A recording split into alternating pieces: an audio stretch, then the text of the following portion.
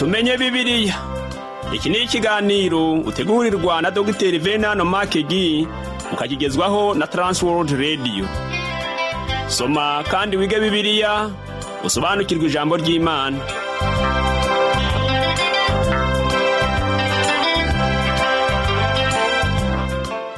Uraho neza nshuti muvandimwe uteze amatwi ikiganiro tumenye Bibiliya. Amahoro y'Imana nabane nawe. Kaze muri iki kiganiro ugezwaho nanjye Parfait Ntamvutsa. Mu kiganiro cy'ubushize twaganire kuri Zaburi ya 5, ya 6 n'iya 7. Mu kiganiro cy'uyu munsi tugiye kuganira kuri Zaburi ya 8. Nkaza kukubwira uburyo iyi Zaburi ishimangira ubumuntu bwa Kristo n'intsinzi ye nk'umwana w'umuntu. Ibyo byose ariko ni mukanya nyuma ya kano karuhuko. Ukomeze gufashwa mu izina rya Yesu.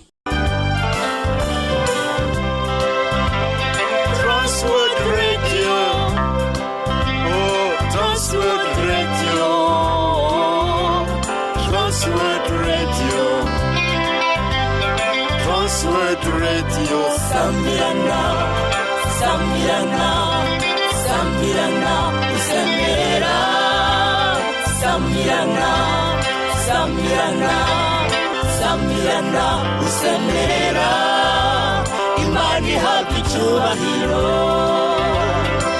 Urakoze kuguma hafi y'inyakiramajwi yawe wiyumvira ikiganiro tumenye Bibiliya. Zaburi zitwa iza Mesiya nuko ziboneka nanone mu isezerano rishya, aho umwami Yesu Kristo nawe yakunze kuzigarukaho cyane. Iyi Zaburi ya 8 iboneka inshuro 3 zose mu isezerano rishya. Umwami Yesu yagarutse kuri iyi Zaburi ya 8 ariho yivuga ubwe. Muri Matayo igice cya 21 batubwiramo ibyerekeranye n'intsinzi ya Kristo ubwo yinjiraga i Yerusalemu. Abana bo mu rusengero bariho bavuga ngo Hozana mwene Dawidi. Ibi soma muri Matayo igice cya 21 ku murongo wa 9. Abatambyi bakuru n'abanditsi bariho bavuga ngo urumva ibyo aba bana bavuga. Ni muri icyo gihe rero ubwo Yesu yavuze ngo ntimwari mwasoma ngo mu kanwa k'abana bato nabonka wabonyemo ishimwe ritagira inenge. Amagambo yanditse muri Matayo igice cya 21 ku murongo wa 16. Hano rero tubona ko umwami wacu yasubiyemo amagambo dusanga muri Zaburi ya 8 ku murongo wa 2. Yari habwira abatambyi bakuru n'abanditsi ko byaba byiza basomye mu byanditswe kugira ngo bamenye neza ibyo abana bariho bavuga. Iyi Zaburi ya 8 nanone twongera kuyibona no mu rwandiko rwa mbere Paulo yandikiye Abakorino igice cya 15 ku murongo wa 27. Iki gice kikaba kivuga hanini ibijyanye n'umuzuko.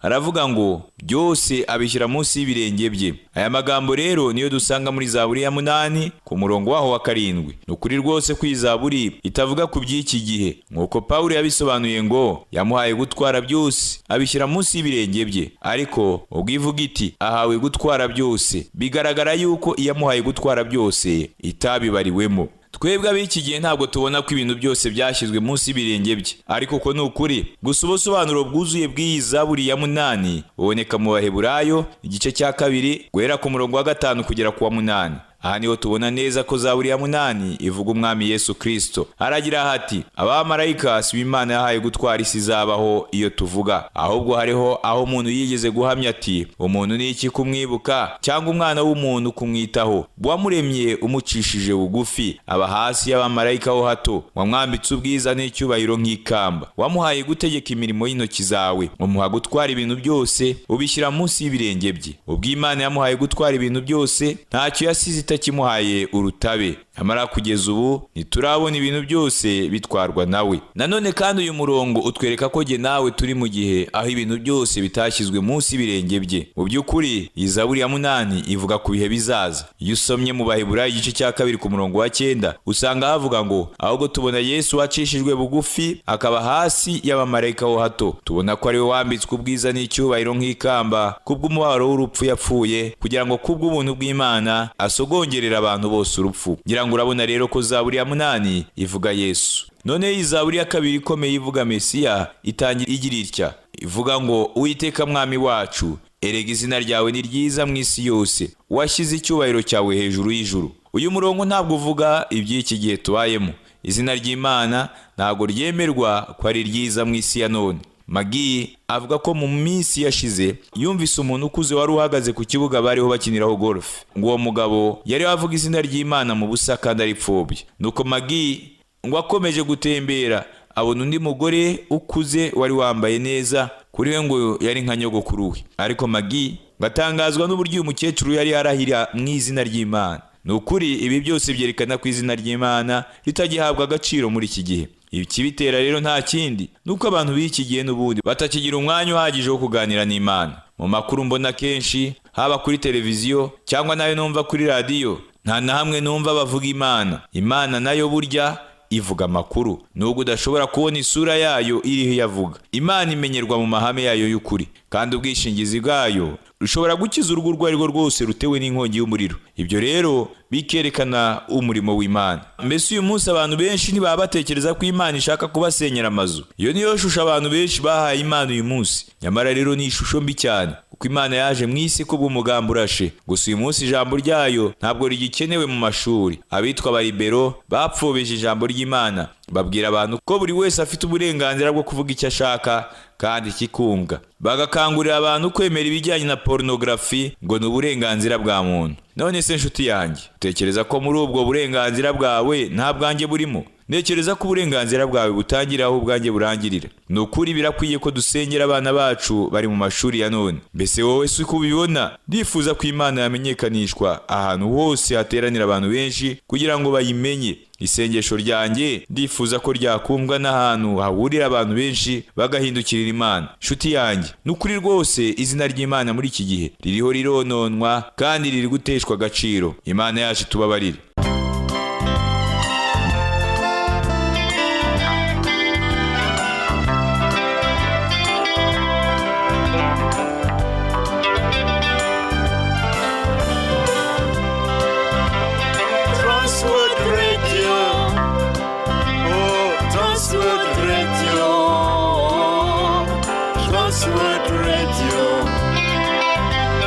Transworld Radio.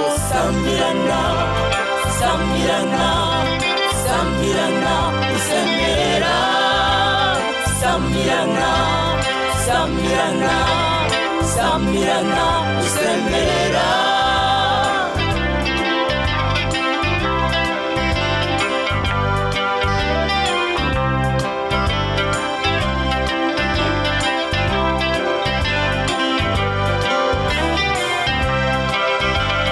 Sambirana, Sambirana, Sambirana, Usemerera. Imana ihabwa icyubahiro. Sambirana, Sambirana, Sambirana, Usemerera. Imana ihabwa icyubahiro.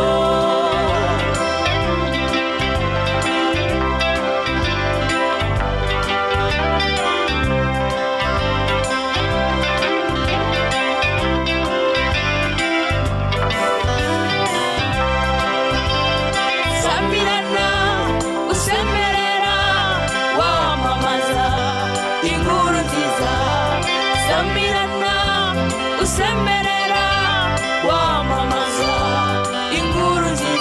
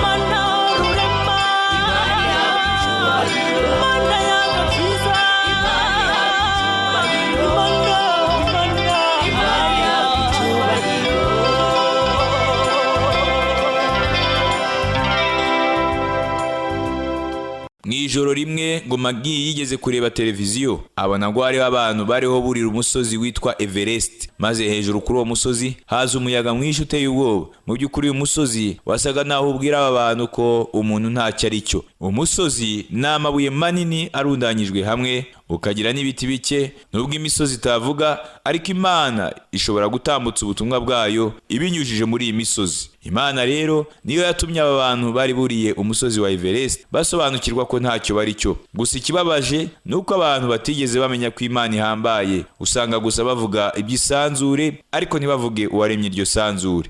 Shuti yanjye, wanyemerera nkongera nkakwibutsa ko izina ry'Imana uyu munsi ritari kuvugwa neza. Uyu murongo wa 2 muri Zaburi ya 8 uvuga ubuhanuzi, uvuga hazaza n'ubwiza bwawo. Ni Zaburi ya Mesiya ivugamo ubumuntu bw'Imana. Zaburi ya 8 ivuga ubumuntu bwa Kristo n'ubutsinzi bwe bwa nyuma nk'umwana w'umuntu. Muri Zaburi ya 2 twabonye uburyo umuntu yatawe, kandi tubona nuko umuntu yigometse ku Mana. Muri Zaburi ya 8 tubona ko umuntu asa naho yigaruriye isi akaba ari uyitegeka. Ariko rero hariho umunsi izina ry'Imana rizavugwa neza mu isi yose. Kuri iyi ngingo rero nshobora kuvuga ko iyi Zaburi ya 8 ivuga ku mutware w'abaririmbyi babwirisha inanga ijwi ryitwa gititi. Zombi, Zaburi ya 81 na Zaburi ya 84, zahimbiwe umutware w'abaririmbyi babwirisha inanga ijwi ryitwa gititi. Mbese ibi bisobanuye iki? Gititi bivugwa muri rusange ko ari icyuma cya muzika. Umuhanga w'umuyuda niwe wavuze ko ijambo gititi rifite inkomoko ku izina Gati, kandi gititi ngo cyari igicurangisho kizwi cyane igati. Ngira ngo uribuka ko Dawidi yabonye ubuhungiro igati igihe yari ahunze umwami Sawuli. Ni muri icyo gihe rero Dawidi yamenye gucurangisha icyo cyuma cyitwa gititi. Nyuma rero amaze guhunguka yigishije Abisirayeli gucurangisha gititi. Abandi bahanga bavuga ko ijambo gititi risobanura vino y'indurwe. Ntekereza ko nibi bifite icyo bisobanura, kuko Zaburi ya 8 ihishura indurwe ya vino nk'umubabaro umwami Yesu yagize ku bwanjye nawe. Umwana w'umuntu yarapfuye kubw'abari mu isi bose. Yasogongeye kuri iyo ndurwe ya vino yari yuzuye mu mubabaro. Nyuma nibwo Yesaya atubwira ko umwami Yesu azaturuka muri Edomu. Yesaya yaravuze ngo niyengesheje umuvure njyenyine mu bantu bo mu mahanga yose, nta n'umwe twari kumwe. Ni ukuri nabengesheje ibirenge ndakaye, mbavungisha umujinya wanjye, maze amaraso yabo yimisha ku myambaro yanjye, imyenda yanjye yose irahindana. Aya magambo yanditse muri Yesaya gice cya 63 ku murongo wa 3.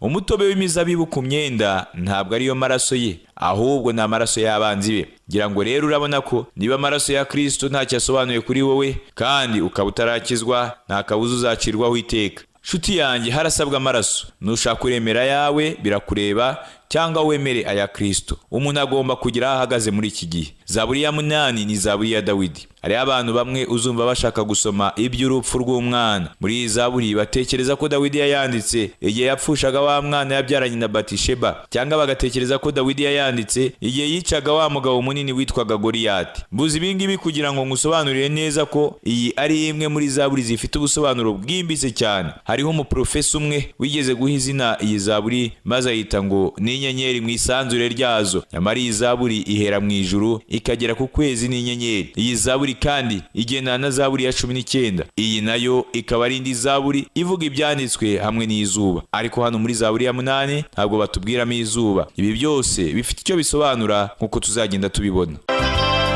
Samirana, usemerera, wamamaza inkuru nziza.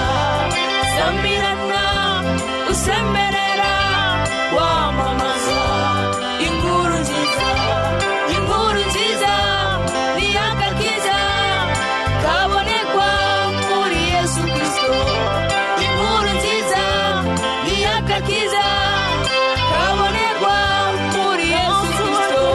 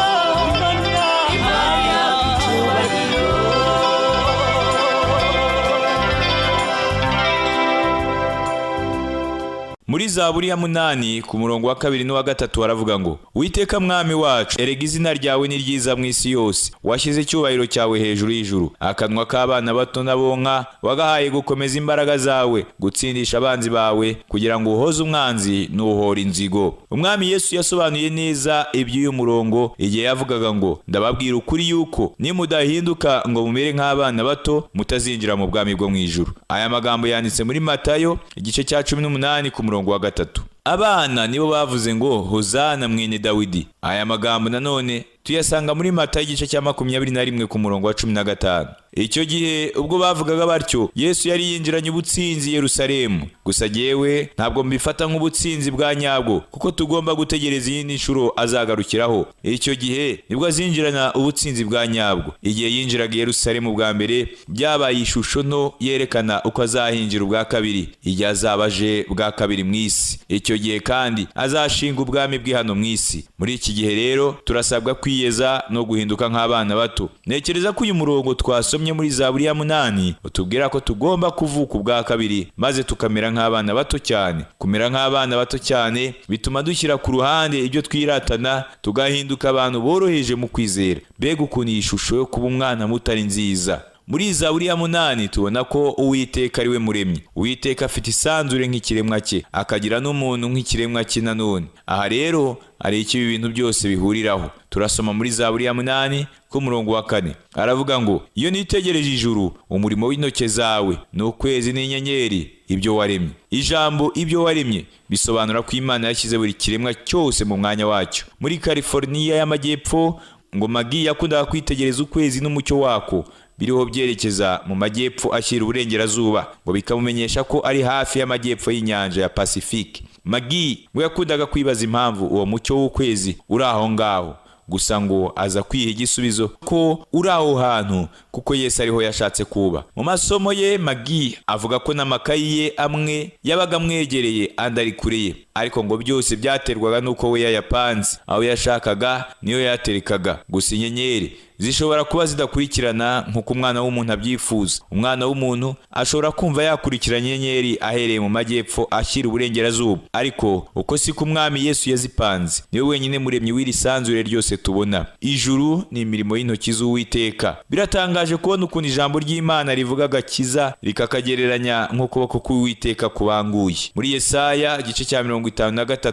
ku murongo wa 1 haravuga ngo, ninde wizeye ibyo twumvise, kandi ukuboko k'Uwiteka kwahishuriwe nde? Ariko rero iyi jambo ry'Imana ririho rivuga ibyo kurema kw'ijuru n'isi, ribivuga ko ari imirimo y'intoki. Nk'uko John Wesley nawe yabivuze agira ati, Imana yaremye ijuru n'isi kandi yabikoze inshuro imwe gusa, nta gerageza yabanje gukora. Kuremwa ni imirimo y'intoki z'Imana. Imana yashyize icyubahiro cyayo hejuru y'ibyo yaremye. Ibi ni byiza cyane kuri twebwe kubimenya ko mu murimo w'iremwa habonekamo icyubahiro cy'Imana. Ariko ntabwo dukwiriye kuramya ibiremwa, ahubwo turamya umwami ari we muremyi w'ibyo biremwa. Imirimo y'intoki zayo yerekana imbaraga n'icyubahiro cyayo.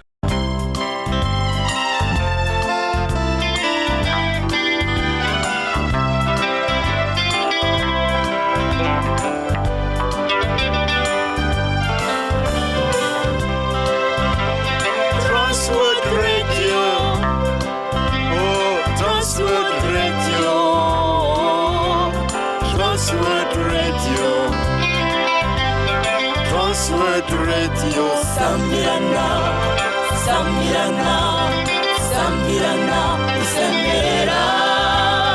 Samirana, Samirana, Samirana, Usemerera.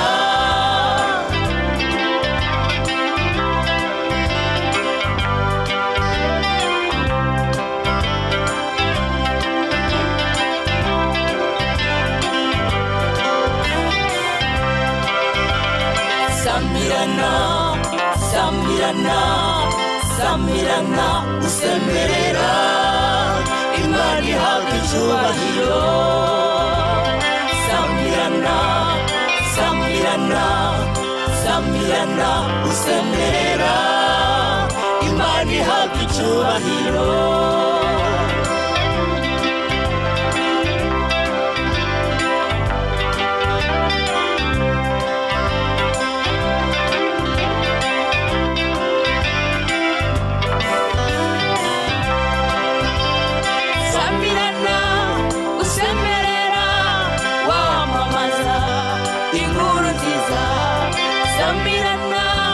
usemerera wamamaza inkuru nziza, inkuru nziza ni agakiza kabonekwa muri Yesu Kristo.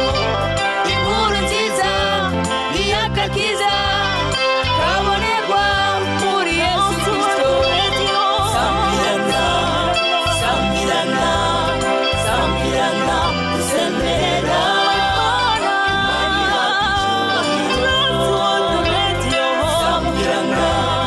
Sambirana, sambirana, usemerera imani yawe icyubahiro. Sambirana, sambirana, sambirana, usemerera imani yawe icyubahiro. Sambirana, sambirana, sambirana, usemerera imani yawe icyubahiro.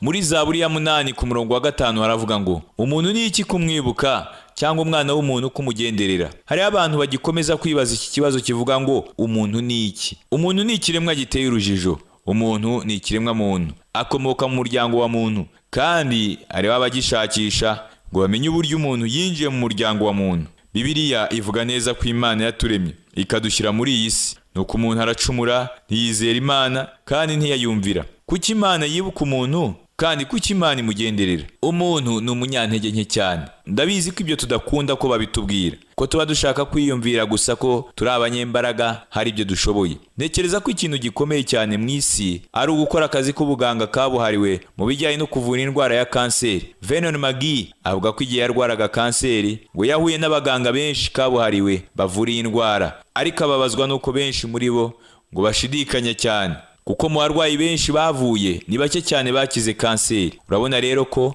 umuntu ari umunyantege nke, yahinduye isi kuba mbi nta kindi. Umwanditsi wa Zaburi yarabajije ngo umuntu ni iki kumwibuka. Ndaje nkubwira impamvu umuntu ari ingenzi. Mu myaka 2015 ishize umwami Yesu Kristo yasuye umuntu. Uwo mwami yakoze urugendo mu isi maze apfa ku musaraba kugira ngo yereke isi yose ko akunda umuntu. Kristo ntabwo yadukijije kubw'urukundo, ahubwo yadukijije kubw'ubuntu bwe, kuko nta kintu na kimwe twari dufite cy'igiciro twari kumuha ngo twemere. Ariko Imana mwana yaje mu isi. Ntabwo mbizi niba hari iyindi mibumbe ituwe, birashoboka ko yaba ihari, ariko ndabizi neza ko Kristo atigeze agera kuri iyo mibumbe ngo wenda acungura abayituyeho, ahubwo yaje muri iyi si yacu azanywe n'uwo mugambi gusa. Muri Zaburi ya 8 ku murongo wa 6 haravuga ngo wenze kumugira nk'Imana aburaho hato, umwambika ubwiza n'icyubahiro nk'ikamba. Iyo umwami Yesu yiyerekanaga mu isezerano rya kera, yiyerekanaga nka marayika w'Uwiteka, ariko igihe yazaga i Betelehemu yaje aciye bugufi cyane birutaho, kuko yaje nk'umuntu. Muri Zaburi ya 8 ku murongo wa 7 yaravuga ngo wamuhaye gutegeka ibyo waremesheje intoke zawe, wamweguriye ibintu byose ubishyira munsi y'ibirenge bye.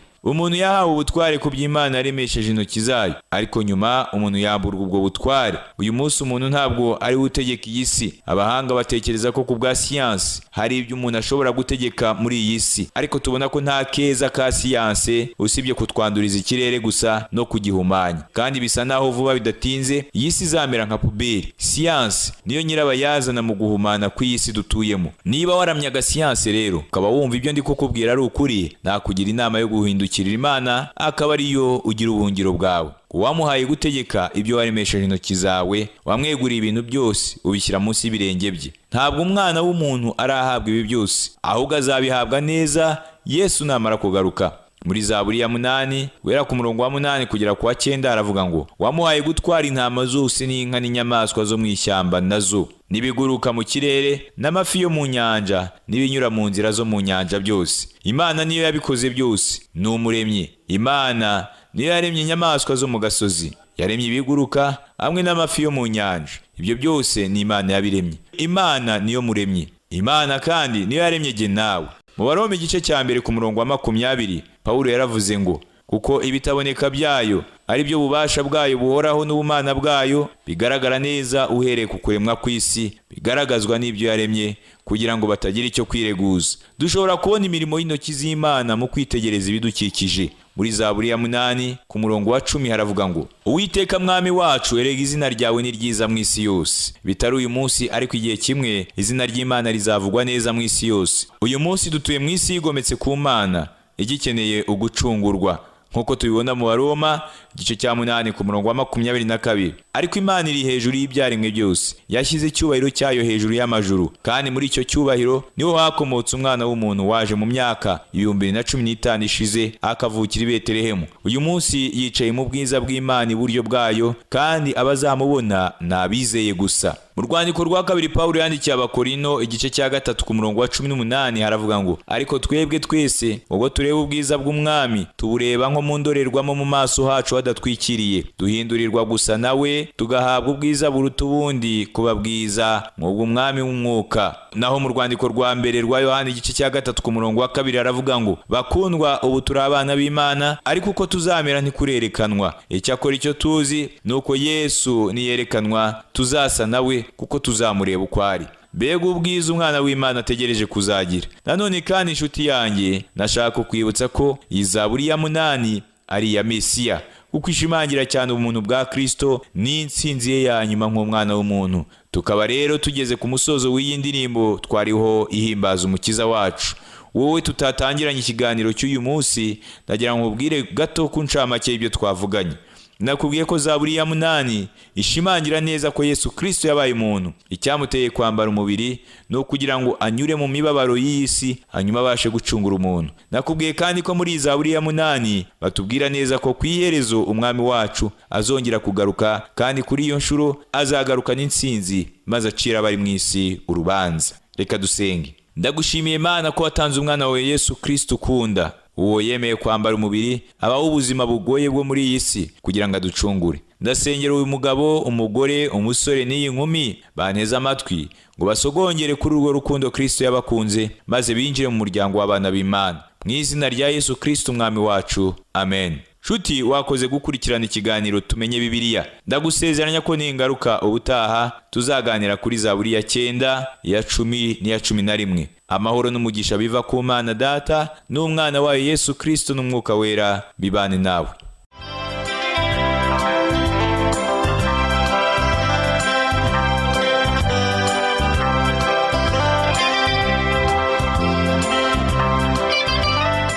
Icyo cyari ikiganiro Tumenye Bibiliya. Niba wifuza kugira icyo ubaza, kudutera inkunga cyangwa